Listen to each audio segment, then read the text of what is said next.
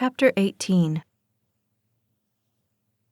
"Thanks for coming with me," Greg said, and he slid his hand through her hair at her neck.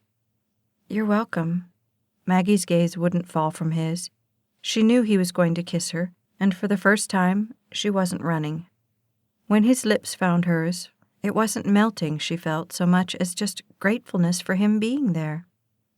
After a lingering moment, he pulled back and looked at her. "Can I call you?" She smiled. "You better." Keith had told himself over and over again that he should go. Sitting here by her door was beyond pathetic. However, when he heard the noise first at the front door and then at the stairs, his head came up and he watched for her to appear. It was nearly midnight, and it didn't take a doctorate to know what that meant. "Keith," she said in surprise when she noticed him as she traced down the hallway.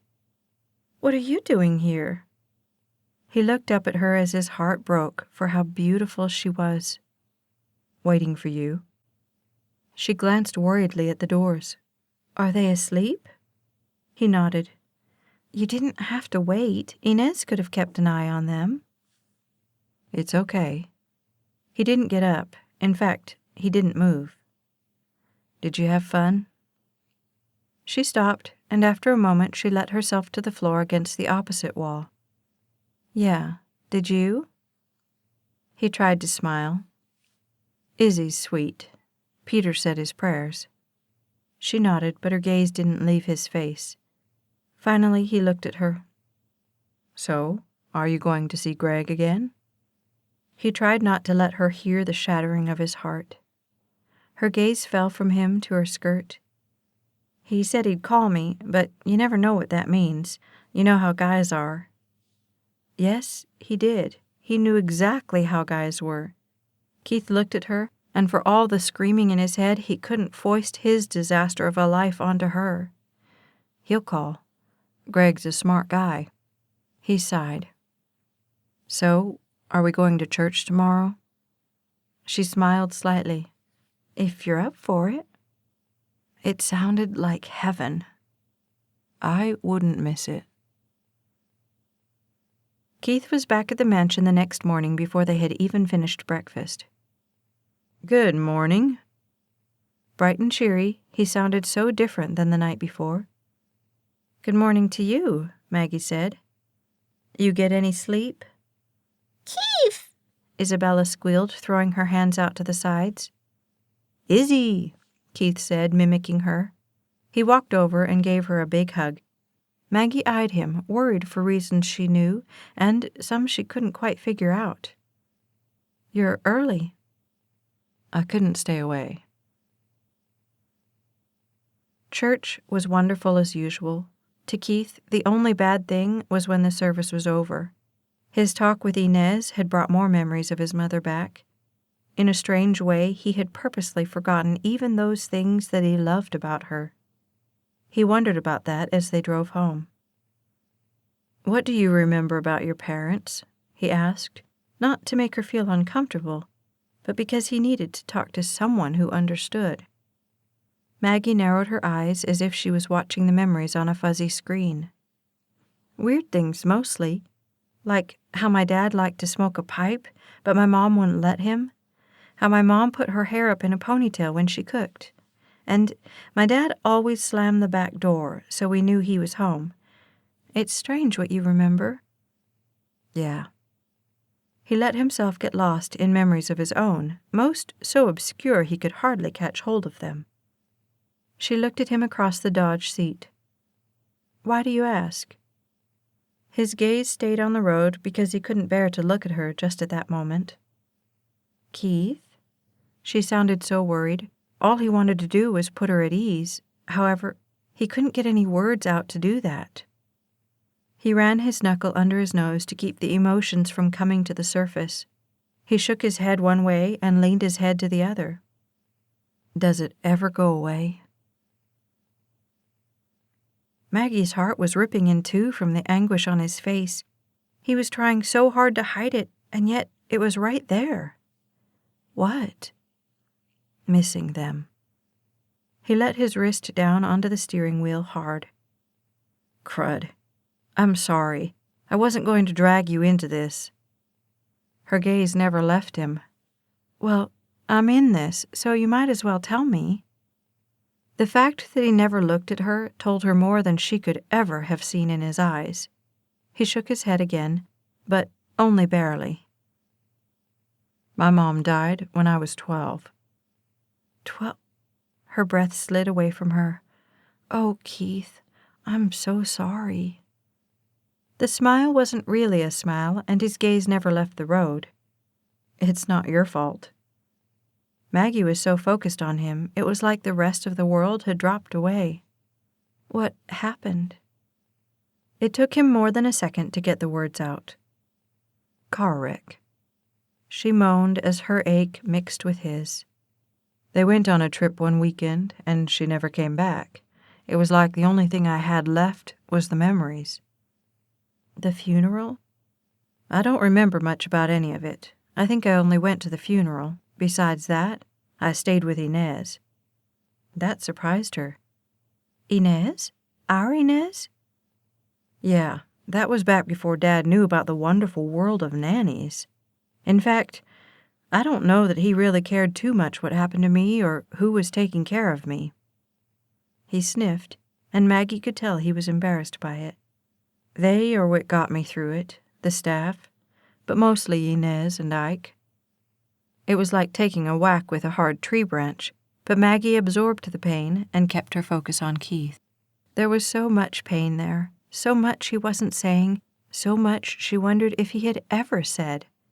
It occurred to her that the roles from the week before had been reversed, except for the part about holding him while he let it out.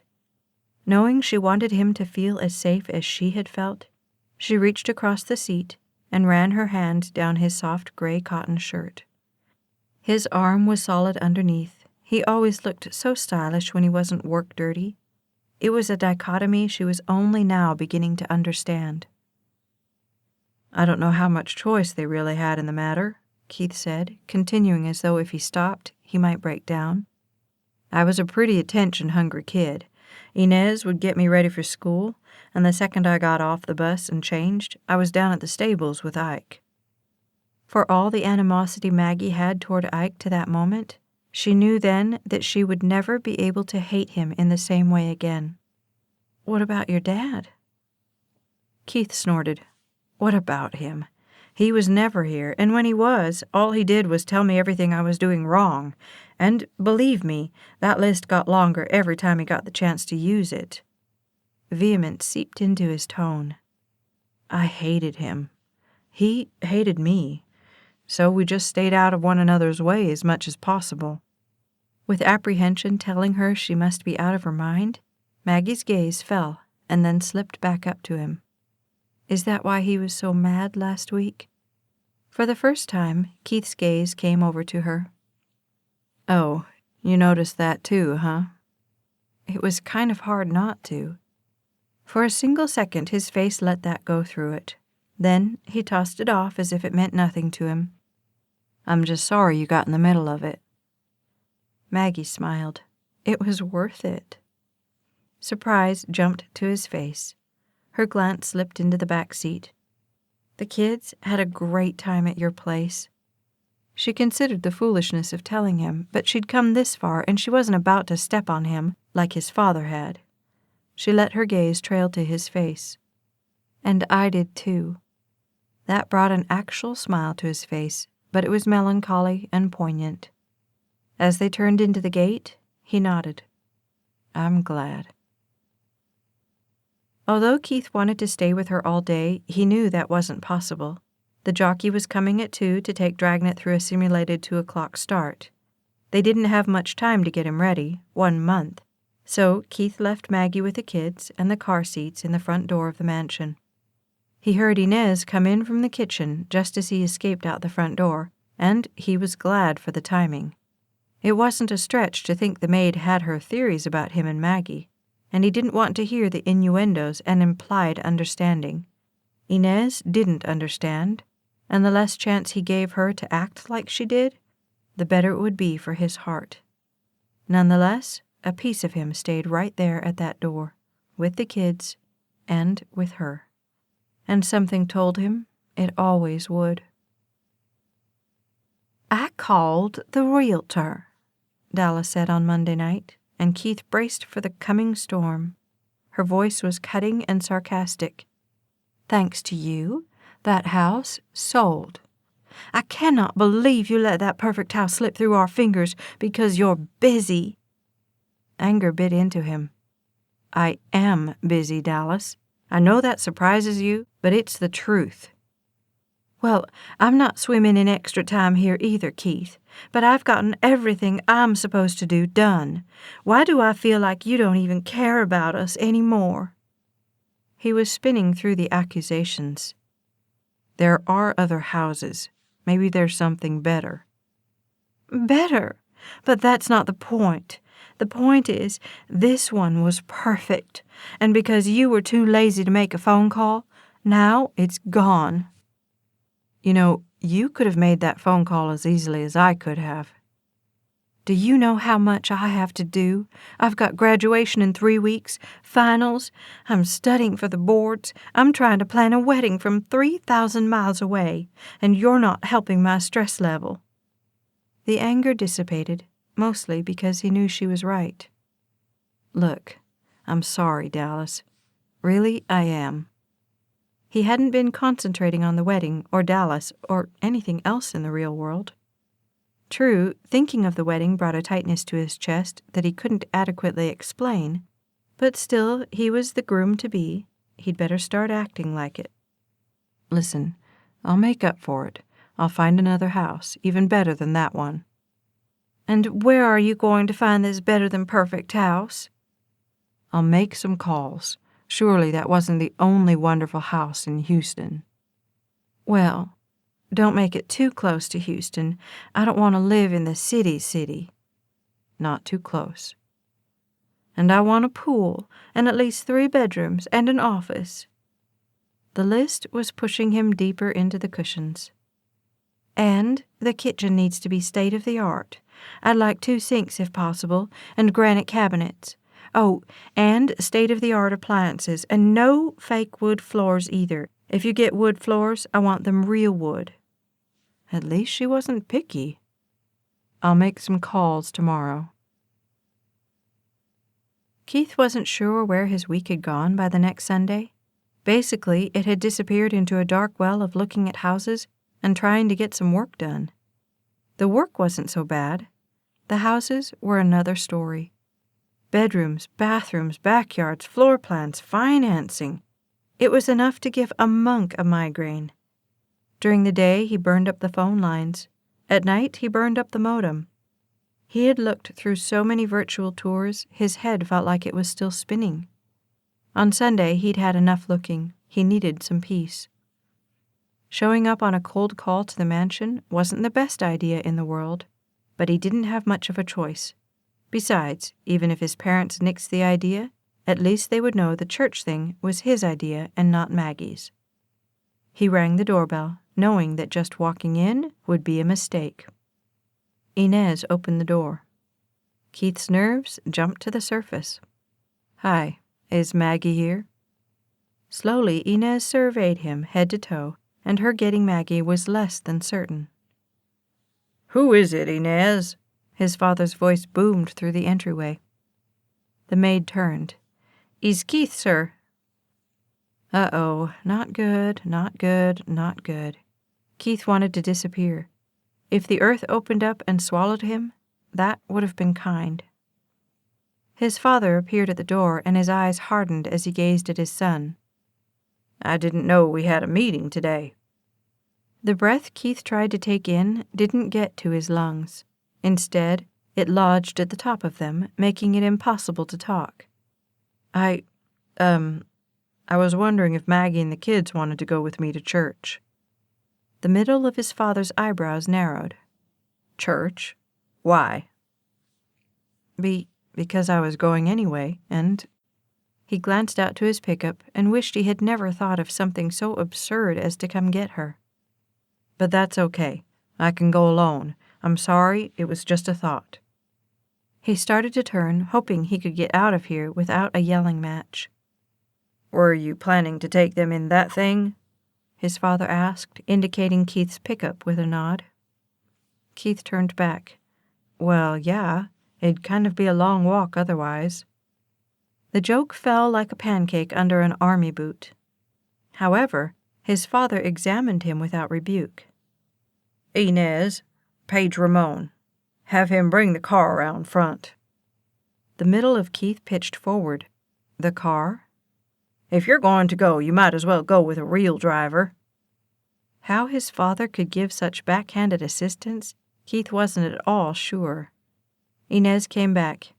"He's on his way, sir." "Good." His father nodded. "Go tell Miss Montgomery it's time for church." "Yes, sir." Maggie hadn't seen Keith for a whole week, and it was starting to grate her nerves not knowing where he was or if he was all right. She and Greg had talked twice during the week, and although he hadn't asked her out again, that was just a matter of time. Had she met and fallen for Greg first, this would all be perfect. As it was, perfect felt a million miles away. She sat on Isabella's window seat and gazed out at the backyard. She wondered about Keith, if his week had gone well, if the horses were coming along, if things were going well with Dallas. Yes, she would have even taken talking about Dallas to have the opportunity to talk with him about something. "Miss Montgomery?" Inez asked as she knocked on the door. Instantly, Maggie was on her feet. "Yes, ma'am." The look on Inez's face went from happy and hopeful to condescending and cold. "Mr. Keith is here to see you." A joy she had never before felt flooded through her. Keith! Isabella said from the floor where she and Peter were playing. Maggie knew she would need all the reinforcements she could get. She swung Isabella to her hip. "Come on, Peter. Let's go see why Keith is here." She followed Inez out the door. "He's at the front," Inez said, but turned for the kitchen. "Okay." Maggie walked to the main staircase and started down it. On the curve halfway down, she caught his gaze, and the smile couldn't be stopped.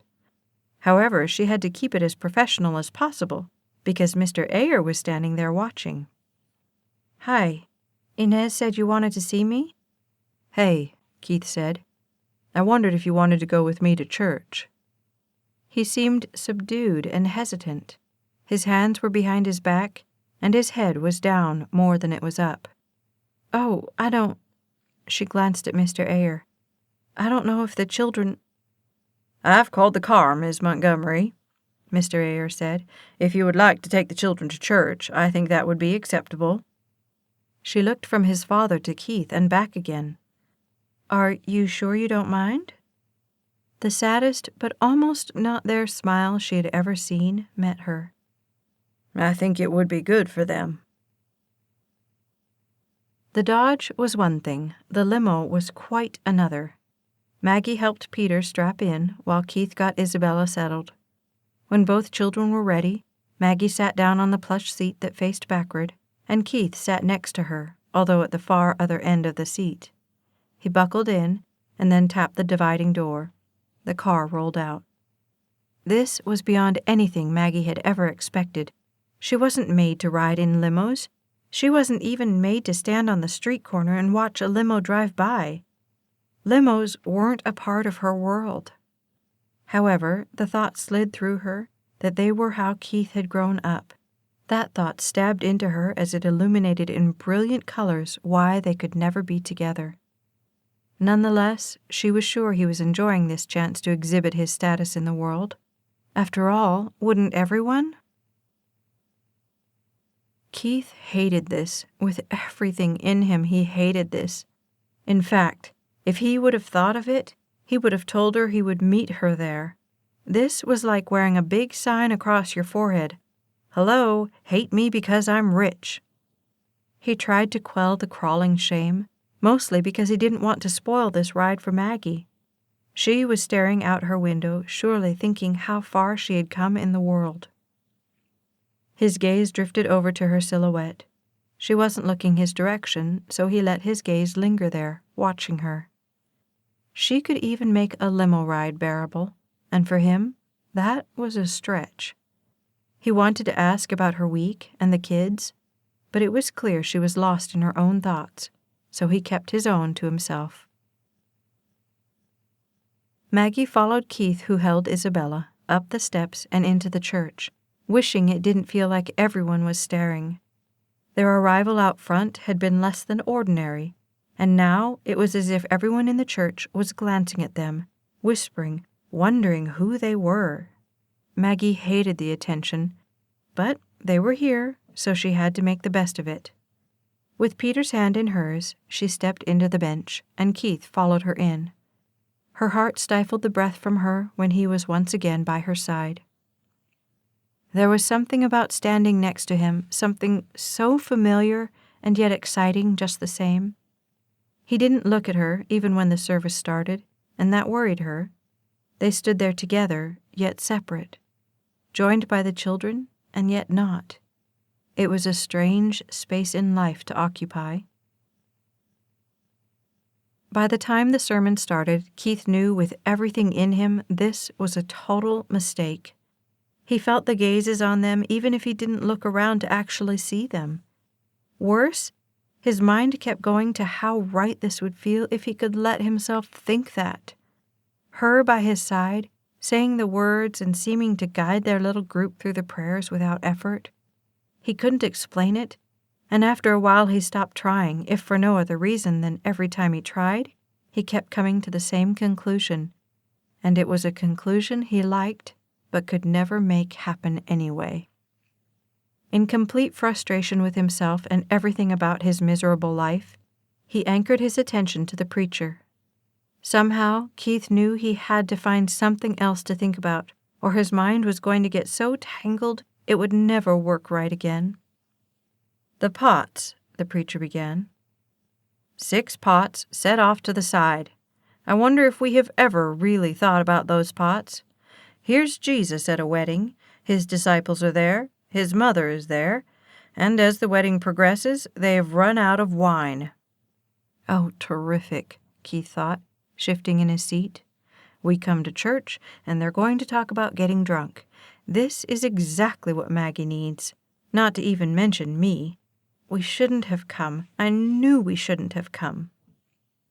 Now, one thing you have to know is that in this time period, to run out of wine during a wedding celebration was a major insult to all the guests. It would heap dishonor on the host, and presumably the host was a friend of Jesus because, well, Jesus was invited, and you don't invite just anybody to a wedding. So here's Jesus and his friends, and it becomes clear to Mary that they have run out of wine. Mary, on faith, goes to Jesus. They've run out of wine. Jesus puts her off. It's not my time. But Mary, her faith in what Jesus can do never wavering, looks to the servants and says, "Do whatever he tells you." And what does Jesus say? "Take those pots and fill them with water." Take those pots? But what were those pots? If you're like me, you think they were pitchers just like you would normally think you would put wine into. Ah, but that's not what it says. It says, now there were 6 stone water pots set there for the Jewish custom of purification. The Jewish custom of purification. That means those pots are there for the Jews to wash themselves, to purify themselves in order to be clean enough to share a meal. Notice, Jesus doesn't say, take them and wash them with Dawn detergent and then go out, fill them with water. In fact, he doesn't even mention washing them out first. He just says, take them and fill them with water. The preacher paused and looked out at the crowd. What does this mean to us? It's very simple. We are not required to get our act together and then go to God. We are those dirty pots, full of the filth of our lives, even the filth of our own attempts to wash our sinfulness away with our religions and our rules. Those rituals can never save you. Even if you live by the rules, you are still unclean. You still need to wash and be washed. And then Jesus comes along, and without requiring you to get clean first, he points to you and says, "Fill that one with my water." The living water that he refers to later on. Fill her with my water. Fill him with my water. And then, as if that's not enough, he tells the servants to take some of what has come out of these pots to the head waiter, who will judge the wine, the fruit that comes from these dirty, filthy, stinking pots. Think about that.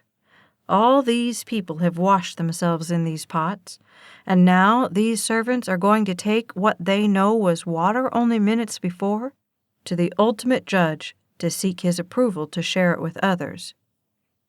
Isn't this just like you and me? We are these pots, once filthy and dirty, but now not only filled with the living water, but filled with the wine of a new life. And the fruit that has come out of us is now taken to the ultimate judge. Does the judge take one sip and spit it out in horror at our filth? No. You know the end of the story. He praises the bridegroom for saving the best wine for last. Understand this, the preacher said slowly. Jesus is the new wine. He is the best, and he wants to fill you right now. Not when you get your act cleaned up, not when you've gotten yourself presentable. Right now, he is standing here calling you to be filled with his new wine. The question is, will you let him do it? Will you do whatever he says? Or are you still going to try to do it on your own? It's your choice. Let us stand.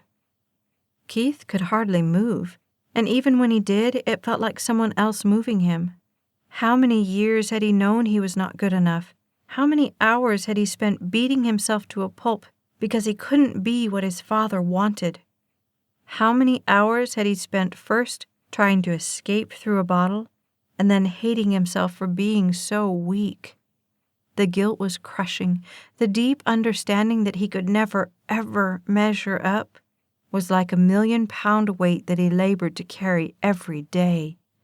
Even when they had first started coming to church, he knew it held a peace he hadn't known in years, but he felt so unworthy of the peace it seemed to offer.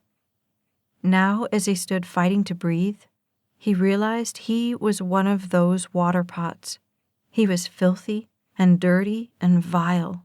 He had sin upon sin, worldly answer after worldly answer, and as much as he wanted to gain the peace he could feel being offered here, he had convinced himself he wasn't worthy of it. He was too bad to ever fix, and he knew it to the bottom of his soul. Guilt and shame for all the things he had done swiped through him, raking gashes in the facade of, "I'm all right," as it went. Sins he remembered, and many he didn't, gushed to the surface, reminding him how far he had fallen since he had stood in this space with his mother all those years before. It couldn't be true. It couldn't be as easy as the preacher made it sound. And yet he could see those pots sitting in the corner, dirt-stained and contemptible at the very least. That's how he felt, dirt-stained and contemptible. Fear and shame gripped the grain of hope the preacher's words held, and Keith crushed his eyes closed as the battle rose inside him. "You don't understand, Lord," he prayed in the depths of his heart. "You don't understand all the bad things I've done." And you, Keith, don't understand what I can do if you will let me. The voice was so real, Keith didn't even question its existence. But I've done so many horrible things I can't even forgive myself for. How could you ever forgive me? I can do all things. In fact, I have already forgiven you. All that remains now is for you to accept that forgiveness. He thought the guilt might squeeze his breath right out of him. It was like he was suffocating. His head swam for want of oxygen. How, Lord, how? Trust. Walk through the door I open. and trust that the next step will appear. Keith, Maggie said, and when he came back to the church, she was looking at him with worry. It's over. Are you ready? He looked at her with uncomprehending eyes. His insides were exhausted from the battle. Is it real? Her gaze fell, increasing with concern. What? What you have. Is it real? He really needed to know. What I have? She asked, clearly not understanding. Keith glanced to the front. The praying, the believing. He looked back at her. Is it real? She smiled, but barely. It's the most real thing I've ever found in my life. For the first time, he took a real breath, and slowly he nodded. Then I want that. I want what you have, but I don't know how. I don't know how to be there where you are. Can you show me? His gaze seemed to sink into hers. I'd love to. This has been Deep in the Heart, written by Staci Stallings. Narrated by Becky Dowdy of Brave Hearts Audiobook Productions. Copyright 2010 by Staci Stallings. Production copyright 2014 by Staci Stallings.